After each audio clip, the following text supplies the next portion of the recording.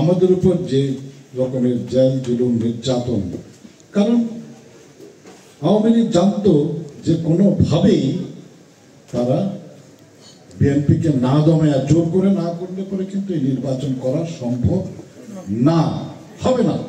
আর যদি নির্বাচনে যদি বিএনপির সত্য মেনে আসে তাহলে নির্ঘাত পরাজয়, এবং কি 50% ষষ্ঠ ভোট হলেও কিন্তু তারা কোনোভাবেই জিতে আসতে পারবে না। এটা জানতো বলেই একমাত্র পথ সেদিন বেছে নিয়েছিল 28 অক্টোবরের জনসভায় আমাদের নৃশংসভাবে যে নির্যাতন, যে মানে যে অস্ত্রের ব্যবহার করেছে, অস্ত্রের এই হুলি খেলার মাধ্যমে শুরু করেছে নির্বাচন অবধি কিন্তু এই নির্যাতনের ভয়াবহতা, মানুষের আহাজারি, সেগুলোকে উপেক্ষা করে, জনমতকে উপেক্ষা করে, বিদেশি রাষ্ট্রের অবজারভেশন যে পর্যবেক্ষণ ছিল সেগুলোকে উপেক্ষা করে কিন্তু তারা আমাদের উপর জেল জুলুম সমস্ত কিছু বেধড়কভাবে চালিয়েছে।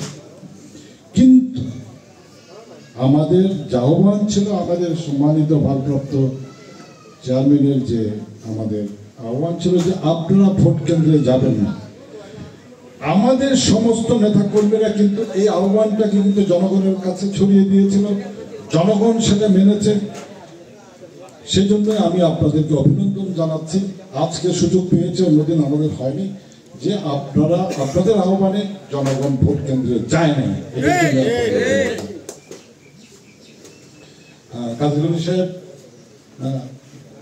যথার্থই বলেছেন, কিন্তু উনি একটু কম বলেছেন বলে আমি একটু ওনাকে বেশি বলতে চাচ্ছি যে না 7% না, অন্তত 10% দেন, তো কৃপণতা করে লাভ থাকে, অন্তত 10% পাইছেন। আমরা বললাম ঠিক আছে, তো 10% পেয়েছে, বাকি 90% আপনাদের অনুরোধে এদেশের জনগণ ভোট কেন্দ্রে যায় না। ভোট সেটাই নৈতিক পরাজয় না, সর্বত পরাজয় সেদিনই আওয়ামী লীগের হয়ে গেছে।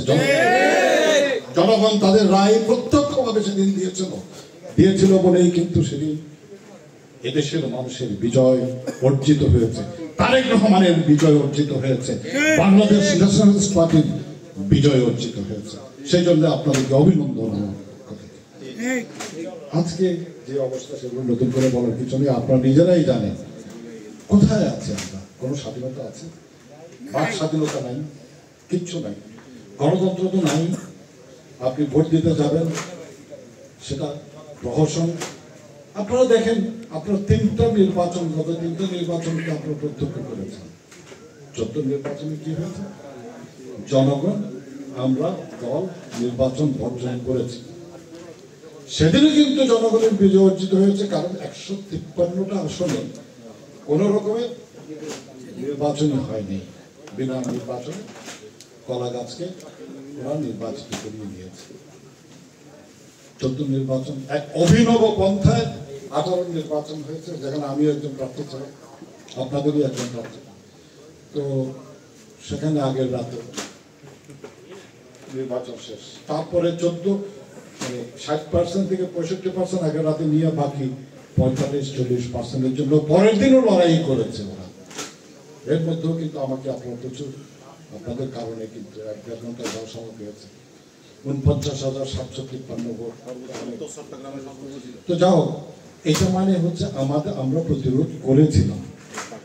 আমরা কিন্তু আমি প্রায় সব জায়গায় বলেছি, আমি সেদিন আমাকে এই ভোটটা দিয়েছেন। যদি আমি কর্নেল বাহার যদি স্বতন্ত্র নির্বাচন করি, তাহলে আমি অনেক হিসাব করে দেখেছি, আমি হয়তো 10-12 হাজার ভোট পেতে পারি একটা সুষ্ঠু নির্বাচন করে।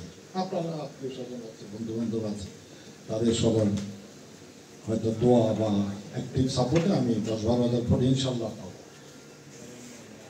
কিন্তু ধানের এই বেগম জিয়ার প্রতিনিধি হিসেবে যখন আমি ভোটে দাঁড়িয়েছি, একদিনের জন্য যদি আমি ঘরের থেকে বের না হতাম এবং সুষ্ঠু নির্বাচন হতো, তাহলে আমি 2 লক্ষ ভোটের অধিক ভোটে কিন্তু নির্বাচিত হতো। ভোটটা কিন্তু বেগম জিয়ার না, ধানের শেষ। ধানের শেষ হচ্ছে বাংলাদেশ ন্যাশনালিস্ট পার্টির মুখপাত্র এটা যতদিন ম্যাডাম আছেন, তারপরে আমাদের তারেক রহমান সাহেব আছেন, এটা ওনারাই ধারণ করছেন, হাত দিয়ে এই ধানের শীষটাকে ধরেছেন সবার সামনে ওনারাই। তো সুতরাং আমাকে কে চিনবে? আমাকে চেনার দরকার না, আমাকে কেউ চিনেও না। যারা মহিলারা আছে তারা কি আমাকে দেখেছে? দেখেন, আমার নাম জানে না। ওরা যায় ইলেকশনে ব্যালট কার্ড নেয়, ধানের শীষ কোথায় আছে ভালো ওখানে, সেটা কি কলা গাছ নাকি আম গাছ না জাম গাছ? খালেদা জিয়ার প্রার্থী, খালেদা গিয়ে ভোট দিচ্ছে, খালেদা জিয়া গিয়ে ভোট দিয়েছে। সুতরাং সেই নেত্রী আমাদের এখন নির্যাতনের মধ্যে, নির্মমতার মধ্যে, অমানবিক ব্যবহারের মধ্যে কালাতিপাত হচ্ছে, কিন্তু উনি ভেঙে পড়েন না এক মুহূর্তের জন্য। ওনার দুই পুত্রের মধ্যে ছোট পুত্র এর মধ্যে হলো থেকে চলে গেছেন, আরেকজনের সাথে কতদিন ওনার দেখা হয় না। এই মহিলা সব হারানো জীবনে, ওনার স্বামী আমাদের গর্বের মানুষ, উনি চলে গেছেন আমাদের ছেড়ে, কিভাবে? নির্মম ভাবে। এরপরেও কিন্তু এই মহিলা, এই ভদ্র মহিলা এক মিনিটের জন্য কিন্তু ওনার কনফিডেন্স ছাড়েন নাই, আপোষ করেননি, এক মুহূর্তের জন্য করেন। আমাদের গর্বের ব্যাপারে এরকম নেতৃত্ব আমাদের।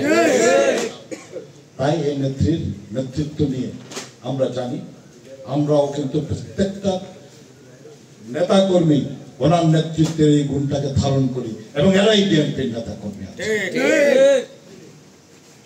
আমরা ইন্ডিয়ার সেবা দাস হিসাবে আজকে পরিচিতি পেয়েছি, বাহ্যিকভাবে যদিও